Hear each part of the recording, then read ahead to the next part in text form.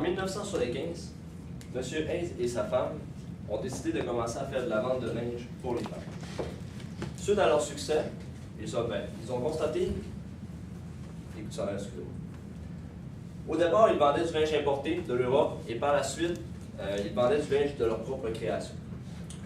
Par la suite à leur succès avec les années, ils ont constaté que c'était principalement du linge de leur propre création qui faisait succès au niveau de leur entreprise. C'est pourquoi qu'en 1984, ils ont décidé de créer l'entreprise Artis Inc. Donc, suite à ce succès, l'entreprise a pris de l'expansion au niveau de l'Amérique du Nord au courant des années. Et c'est en octobre 2015 qu'ils ont décidé de donner le flambeau à leur fille Sandra Hayes. Aujourd'hui, Mademoiselle Hayes nous a mandaté pour analyser si oui ou non, si il était préférable de financer par dette ou par capitaux propres un investissement de 85 millions de dollars afin de continuer l'expansion de l'entreprise. Mes collègues et moi, Maxime Blanchette, William Perron et Sébastien Merger, allons vous présenter notre plan de présentation. Donc, voici comment la présentation va avoir lieu. Nous allons commencer avec le financement de l'entreprise. Ensuite de cela, une analyse de l'économie et du marché boursier, une analyse de l'entreprise Artis, pour finir avec une conclusion et une période de questions. Donc, je vais laisser la parole à mon collègue William Perron, qui va vous expliquer pourquoi il serait préférable de faire un financement par capitaux propres. Bon, et bien tout d'abord, pour l'émission de la nouvelle dette qui était possible, il fallait que vous respectiez certains ratios.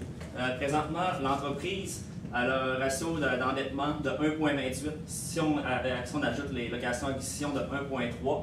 Et si en plus de ça, si on ajoutait l'emprunt, on aurait un debt to equity de 2,05.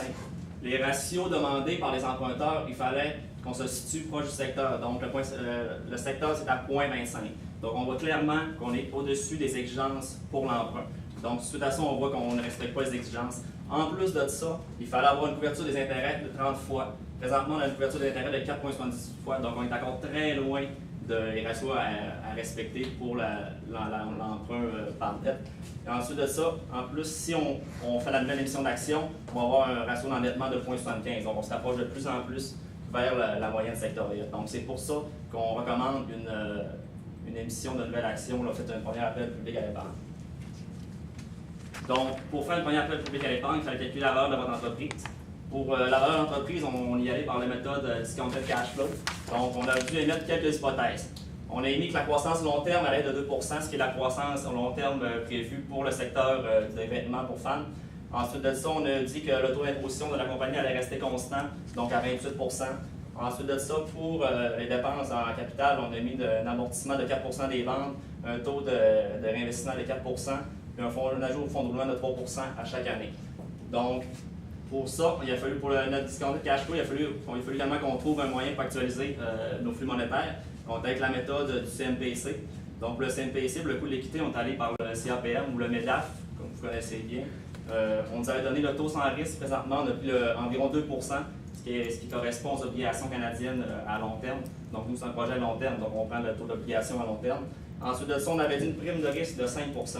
Mais présentement, l'entreprise est quand même beaucoup endettée, donc on a jugé bon de mettre une prime de risque un peu plus élevée, donc on a mis 6 %. Ensuite de ça, le bêta d'entreprise, on nous a donné 1,1 % pour un CAPM de 9 %. Ensuite de ça, si on compare là, la dette en capitalisation totale, c'est 56 % les capitaux propres, c'est 44 %. Le coût de la dette, on nous avait dit c'est 5 %, mais en enlevant les effets des intérêts avec le taux d'imposition, ça donnait environ un coût de la dette de 4 %. Donc, tout ça, je mets ensemble, ça me donne un coût moyen pondéré des capitaux de 5,85 % pour l'entreprise. Donc, ensuite de ça, pour le futur, les flux monétaires futurs, pour la croissance, on a regardé les années précédentes de l'entreprise. Donc, on a vraiment une croissance assez élevée pour l'entreprise, 32 % en 2012, 5-10 %, 7 %, 13 %, 27 %, comparé à la moyenne de l'industrie qui est 1,80, 1,60, moins 0,30, 5,70. Donc, l'entreprise se démarque vraiment par rapport à son secteur. Mais on a dit qu'on a remarqué une croissance, une diminution de la croissance des ventes au fil des prochaines années pour se rapprocher plus en plus de la croissance du secteur de 2 %. Donc, suite à ça,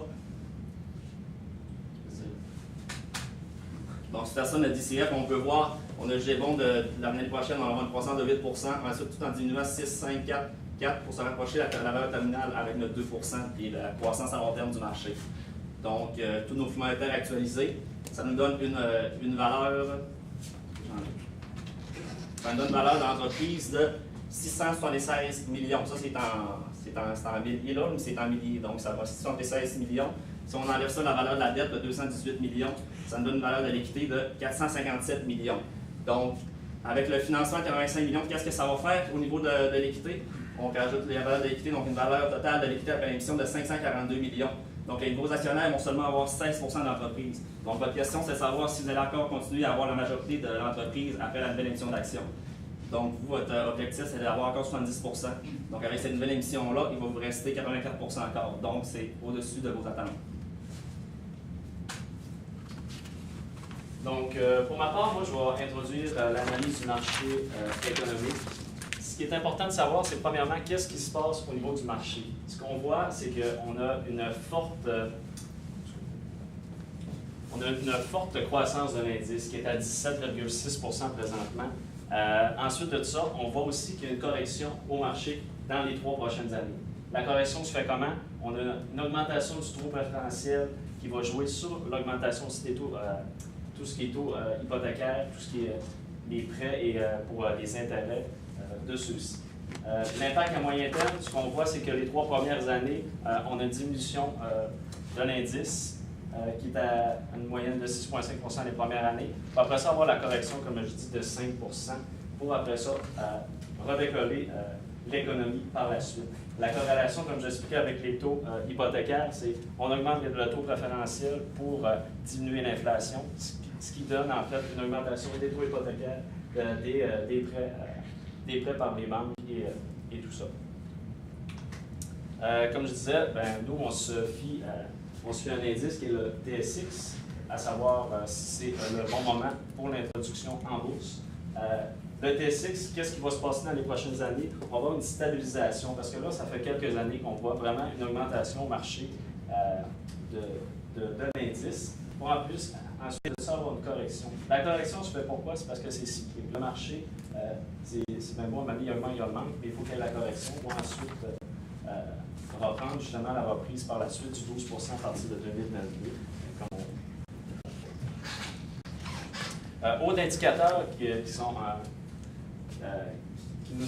nous disent pas en fait que le marché va avoir une correction. C'est que souvent, ce qu'on voit, c'est que quand l'obligation fédérale court terme va être par-dessus le taux long terme, souvent après, ce qu'on va voir, c'est qu'il va y avoir une correction drastique du marché. Ce qui n'est pas le cas dans le cas présent, c'est-à-dire que pour les 5 prochaines années, on voit toujours en fait que l'obligation fédérale court terme est inférieure à l'obligation long terme, ce qui ne nous incite pas à croire qu'il va y avoir une correction drastique du marché pour les 5 prochaines années. Ensuite, moi, je vais laisser la parole à mon collègue, M. Maxime, pour l'analyse d'Artise. Donc, suite à ce financement et aux facteurs économiques qui sont quand même très positifs pour le financement par capitaux propres, il n'y a rien qui était. Ce financement-là n'a aucun impact s'il n'y a pas des bonnes structures qui vont être établies tout autour. Donc, une bonne stratégie pour être capable d'augmenter les ventes pour que l'effet de levier ait vraiment un impact finalement. Donc, pour commencer, on a commencé par faire le tour d'un petit peu des menaces qu'il y avait présentement pour le marché du vêtement pour la femme. Donc, on a constaté qu'il y avait beaucoup de rentrées de marché au niveau des vêtements asiatiques présentement. Par la suite, une industrie qui est en maturité, donc qu'est-ce qu'on constate? C'est qu'on constate que la croissance est quand même assez faible et assez constante également au niveau du secteur dans le marché du vêtement de la femme. Pour finir également, c'est qu'une autre menace qu'il y a sur le marché, c'est que c'est un revenu qui est cyclique. Ce qu'on constate avec la compagnie Artis, c'est que le principal pic de vente sont lors de la rentrée étudiante et lors du temps des fêtes. Donc, ils sont quand même dépendants de ces deux périodes-là qui sont très importantes pour eux. Suite aux menaces, sorti des points forts au niveau de l'entreprise, de comment on pourrait contrer ça, ces menaces-là. Donc, présentement, la compagnie Artis a un modèle d'affaires très unique, mais en même temps qui est très important, qui fait en sorte qu'elle se démarque énormément au niveau des autres entreprises du vêtement de la femme. Première chose, donc qu'est-ce qu'on a constaté, c'est que la compagnie Artis, maintenant, offre des matériaux qui sont beaucoup plus éco-responsables. Elle fait affaire avec des entreprises beaucoup plus écologiques, beaucoup plus éco-responsables, et au niveau de l'éthique de travail, beaucoup plus juste envers tous les employés, avec les fournisseurs avec qui ils font affaire. Donc, qu'est-ce que cela ça amène? C'est que présentement, les habitudes de consommation ont changé. Les gens vont vers plus la consommation éco-responsable. Qu'est-ce qu'on constate? C'est que selon Statistique Canada, pour les tranches d'âge entre 15 et 45 ans, qui est exactement le type de personnes qu'on vise au niveau du marché, il y a une augmentation des boycotts pour les achats qui sont éthiques, autrement dit. Donc, tout ce que les gens sentent que ce n'est pas éthique pour eux, pour les achats de vêtements, ils vont boycotter ça. Donc, on a eu une augmentation de 26 au courant des années. Par la suite, qu'est-ce qu'on remarque également au niveau de l'entreprise? On a mis beaucoup l'accent sur le marketing sensoriel. Qu'est-ce que c'est le marketing sensoriel? On mise beaucoup sur les effets visuels, les effets sonores, tout ce qui fait en sorte que lorsqu'on rentre en entreprise, on se sent vraiment bien accueilli, on se sent chaleureux. Ça, c'est un point de force. Puis c'est un point de force également que je vais dire qu'on va apporter lors de, tout à l'heure, je vais vous expliquer un petit peu au niveau du site web, un point qu'on va apporter vers le site web également. C'est une chose qui a été très importante. Donc, au niveau des opportunités, comme on a constaté, il y a une augmentation de 12 des revenus, 12,6 des ventes en ligne, autrement dit. Puis présentement, l'entreprise a seulement que 12 de ses revenus qui est fait par la vente en ligne. Donc, on a une énorme opportunité à aller chercher par là. Mais créer un site web, tout le monde peut créer un site web, mais ça nous prend un site web qui va se démarquer des gens. Donc, j'en viens à mon point de tout à l'heure. Qu'est-ce qui fait en sorte qu'on va se démarquer? C'est de créer un site web qui va faire en sorte qu'on va se sentir un petit peu comme dans la boutique de chez Artis.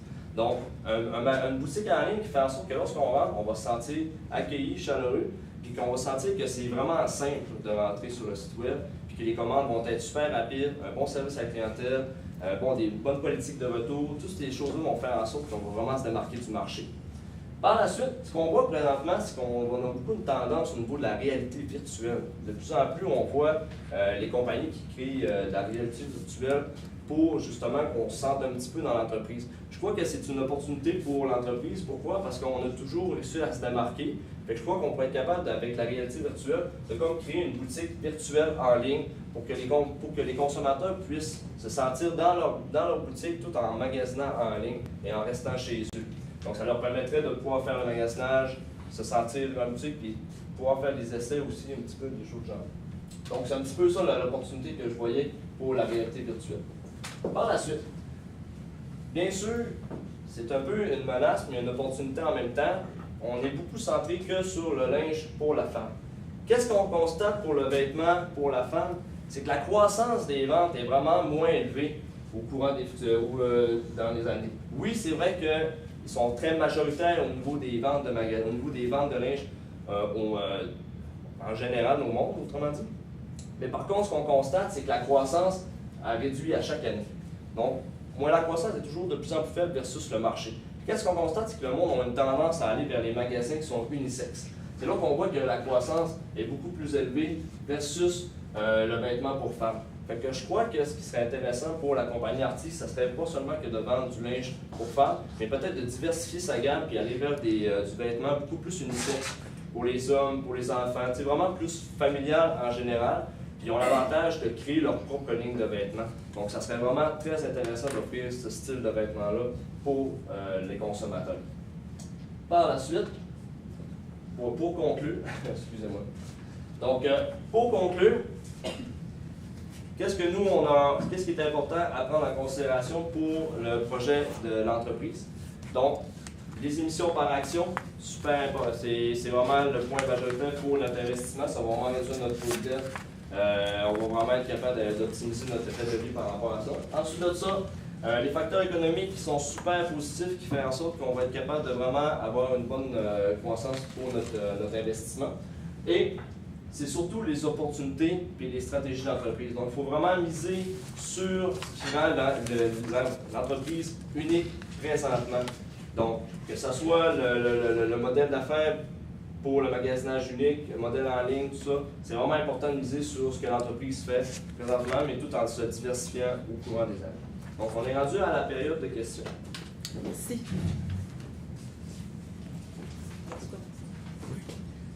merci pour la présentation. Donc là, d'après votre présentation, je comprends que vous suggérez de s'introduire en bourse pour combler nos besoins de financement et financer la croissance future. Mais ma question, en fait, c'est combien d'actions devons-nous émettre et quel devrait être le prix par action? On n'a pas calculé le prix par action, on a juste calculé la valeur de l'équité qu'il faudrait qu'elle aille au marché. On ne l'a pas divisé par le nombre de parts qu'il y avait selon tous les actionnaires, et puis combien de parts il faudrait ajouter pour avoir le 85 millions de disponibles. On a juste calculé qu'en imputant les nouvelles actions par le montant de 85 millions, on allait avoir un montant de 16 là, qui pourrait être donné aux nouveaux actionnaires. Est-ce que tu penses que le montant va rester le même si tu termines le prix par action, après ça tu termines le nombre d'actions à émettre par rapport aux actions qu'ils ont déjà émises? Est-ce que le 16 va rester le même?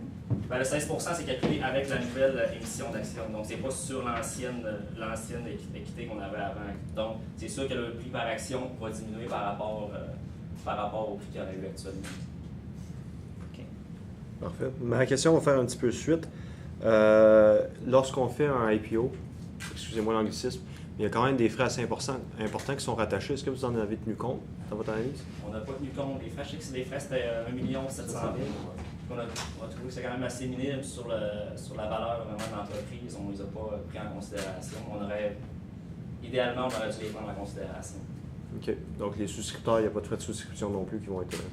Oui, il va y avoir des frais de souscription également, mais le seul frais qu'on avait, c'était vraiment le montant de 1 700 000 OK. Je t'en remercie. Moi, ma question va porter plus sur les marchés financiers. Comment voyez-vous le futur de l'action après émission? Oui, c'est une chose, mais comment voyez-vous le futur d'Aridia par rapport à, vous parliez de marché qui est en haut depuis quelques années. Comment vous voyez ça pour ce qui s'en vient, étant donné que si on est dans un marché en hausse, l'émission, il rentre dans un marché en hausse. Comment voyez-vous, surtout le fait que l'entreprise a décidé de ne pas verser de dividendes en plus de ça, c'est quoi votre opinion par rapport à ça? Non, mais c'est une compagnie qui est quand même, comme on a pu voir, là, qui est vraiment en croissance comparé à son secteur. Là, donc c'est important pour elle de tout investir, tous ses bénéfices pour espérer avoir vraiment son taux de croissance maximal. Et ensuite de ça, une compagnie en croissance qui se démarque de son secteur va être beaucoup plus favorable en bourse pour les prochaines années face à son secteur. Donc on voit vraiment que l'avenir de votre compagnie, c'est vraiment bon pour elle d'être entrée en bourse là, présentement. Merci. Je vais me lancer pour une autre. Oui. Sur vos indicateurs économiques, vous avez dit que le taux d'inflation est en augmentation. Donc, les taux d'intérêt sont en augmentation. Sur quel taux d'inflation est-ce qu'on se base pour tirer cette hypothèse-là en 2016? Excusez-moi, vous avez dit dans le fond, pourquoi qu'on avait... Pouvez-vous répéter la question, excusez-moi? Tirer comme conclusion que les taux d'inflation sont en augmentation marquée. C'est ce qui nous a été dit durant la slide. Oui. En fait, sur le graphique qu'on avait eu, on avait un taux d'inflation de 1,4 qui était en augmentation pour ensuite de ça, les 3 prochaines années, augmenter jusqu'à 2. Après ça, on voulait diminuer le taux d'inflation, donc on a augmenté le taux référentiel, ce qui faisait que, pour baisser le taux d'inflation. Je ne sais pas si... OK. C'est bon, je t'en remercie. Ça répond à la question. C'est tout. Je peux ajouter une question? En fait, vous avez suggéré de se financer par introduction en bourse et c'était mentionné dans le cas qu'en attendant que l'entreprise encaisse le produit d'émission de nouvelles actions, parce que c'est un processus qui est assez lent, elle va obtenir un prêt relais. Est-ce que vous avez pris en compte dans vos calculs les charges d'intérêt qu'on va payer sur ce prêt relais? Non, mais comme vous avez vu, nous, on a plus comparé les termes de financement par dette, c'est quoi les termes qui respectent l'entreprise, certains ratios à respecter. Donc, suite à ça, l'entreprise, comme on a pu voir, était vraiment surendettée. Donc, pour nous, c'était simplement logique d'aller tout de suite vers l'émission d'actions, surtout que le marché était vraiment favorable aux nouvelles entreprises. Donc, c'est pour ça qu'on n'a pas considéré le fait, on a comme considéré que c'était superflu un peu, mais idéalement, là, pour calculer tous les coûts, il aurait fallu calculer également les charges d'intérêt qui allaient venir pendant les 6 mois avant l'émission d'actions. OK. Parfait.